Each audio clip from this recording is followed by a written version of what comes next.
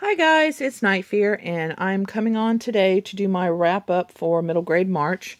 Sorry I haven't been around in the last week and a half.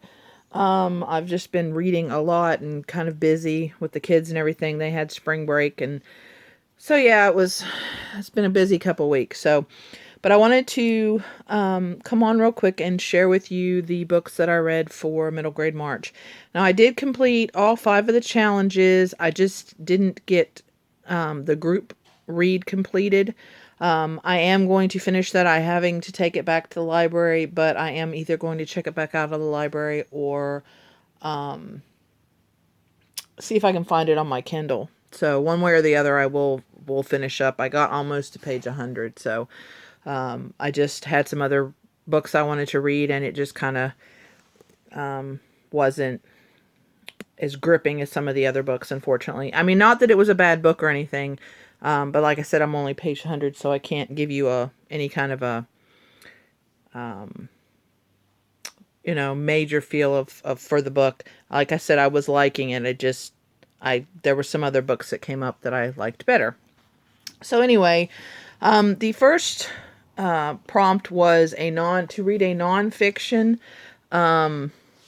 based on true events. And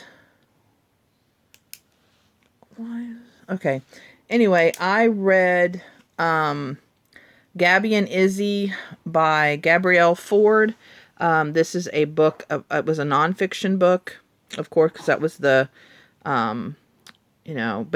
is a nonfiction book, and this is about Gabby, who has degenerative muscle disease, and she was bullied in school and had a lot of problems, and her parents ended up getting her a dog, and the dog actually turned into more of a therapy dog.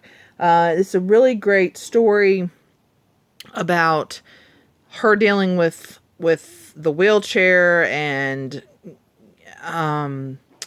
trying to be stronger than her disease, and what she did about the bullying, how the dog came into her life, and everything like that. It was a really great story. I gave it 4 stars. Really enjoyed it, and would definitely recommend it, especially for anybody that's going through similar situations. So that was the first book, or for the first challenge.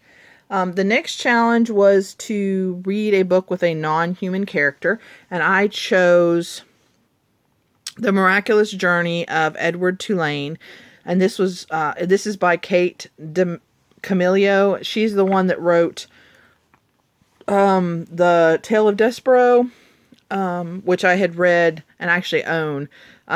Really enjoyed it.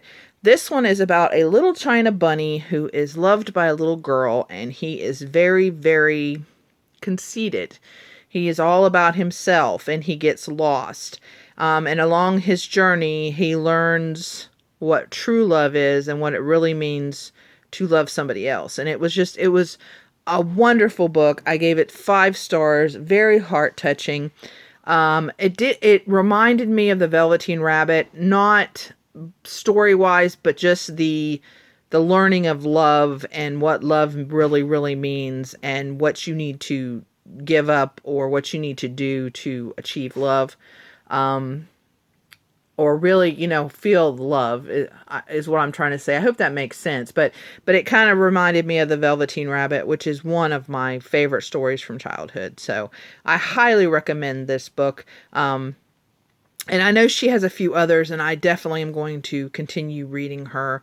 I really like the way she writes her books, especially both of the books, this one and the Despero one, the Tale of Despero. Both of them had a great kind of moral to them, learning to them. So yeah, I'm definitely going to continue on with her, and very, very good book. Highly, highly recommend.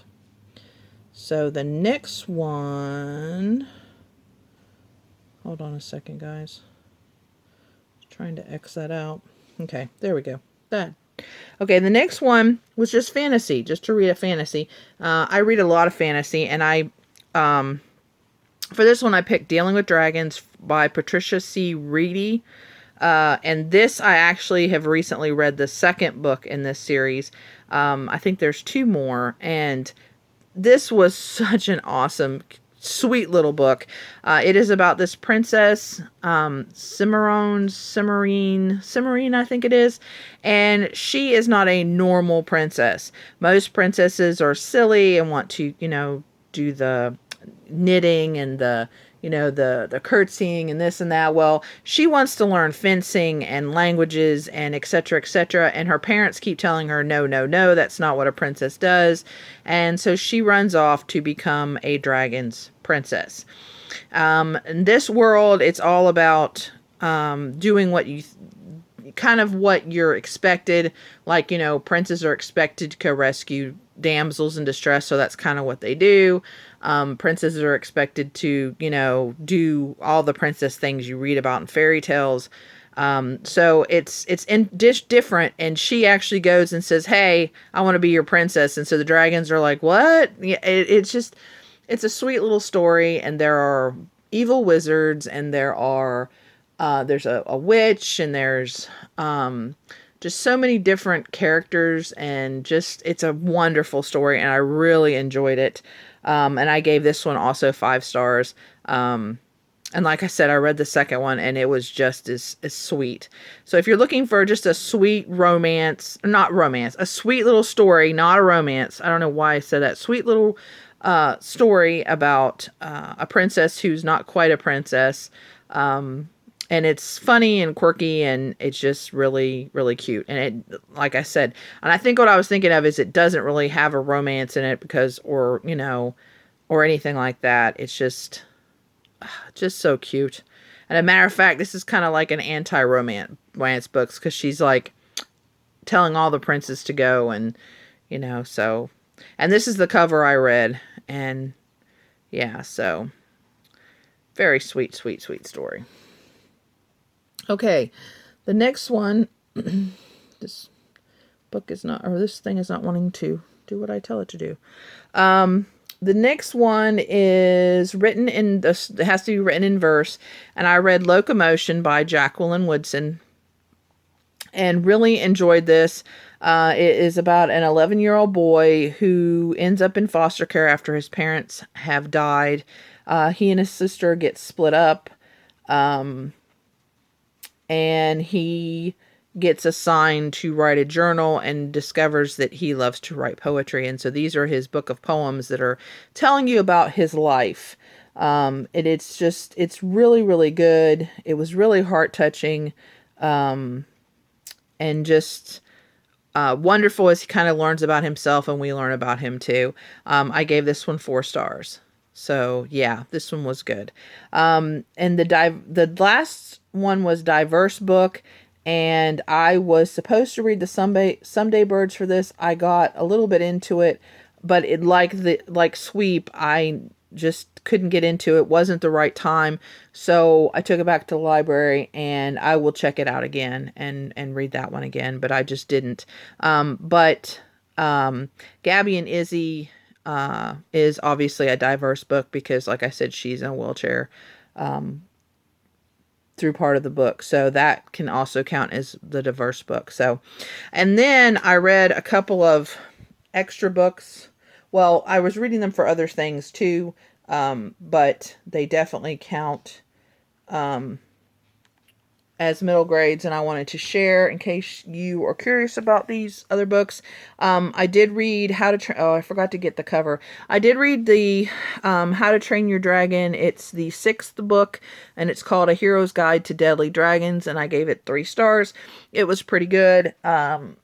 It was just kind of, after I read it, and especially now, it was just kind of forgettable. I don't know why. I mean, I enjoyed the story, but I don't know why. But yeah, I definitely would give that one 3 stars. And then I finally got to The Battle of the Labyrinth by Rick Riordan, which is the fourth Percy Jackson. Really, really, really liked this one. Gave it 4 stars. And has started The Last Olympian, which is the last book in this particular series, or this particular part of the world, whatever, which is just the Percy Jackson and the Olympian series. So, and then I'll finish that, and then I can move on to one of his other series. But yeah, I can't really go into this except for it does have to do with the labyrinth, and it tells a little bit about, in Rick Riordan's perspective, of who built the labyrinth, why they built the labyrinth, and things like that. You find out. So it's really good, and we're finding out a little bit more and more about the prophecy. Some of the characters reappear from the other books. We find out a little bit more about them, and so yeah, it's really, really good, and really enjoying these books. So would definitely recommend if you haven't read them. They're really good. And then I read the third Artemis Fowl book, because I'm doing a read along with this one, for this one, and the How to Drain Your Dragon. So we're reading 1 book a month until we finish the series. And I am still loving the Artemis Fowl series, and this is by Ian Colfer. And this is about Artemis Fowl, and he in the books he's getting older. I think the first book he was either 11 or 12, and this one I think he's 13 or 13, I think. So I think he started out, I think he's like 11, 12, 13, I think. Or was it 12, 13, and 13? I don't know. But anyway, he's, on the almost teenage side. And he is a criminal mastermind. He's a genius. He's trying to find his father through these books. And so this one, he takes over from, of course, the other 2. And the first one, he was trying to steal fairy gold. And so this one, he's continuing his relationship with the fairies. I'll put it that way, because that's not really spoilery. And I'm loving the fairies in this. You actually get to see the fairy world. And you meet some great characters. This is Holly, and she is one of the fairies, and she is pretty awesome. And then we have oh fudge, what is he? Hold on a second. Does this tell? No, of course it doesn't tell.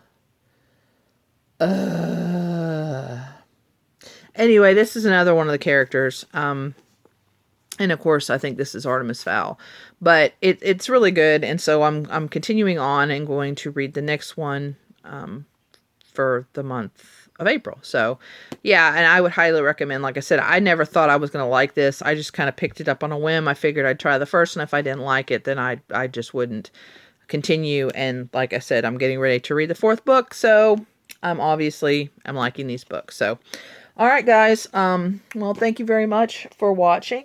I should be on here just in a few more minutes with another one to wrap up for Sequelathon, which is going to be a very short wrap up because I didn't end up reading the books that I wanted to read for that, but it's okay. So anyway, thank you very much for watching. Please remember to always be kind to each other, and I'll see you again next time. Bye!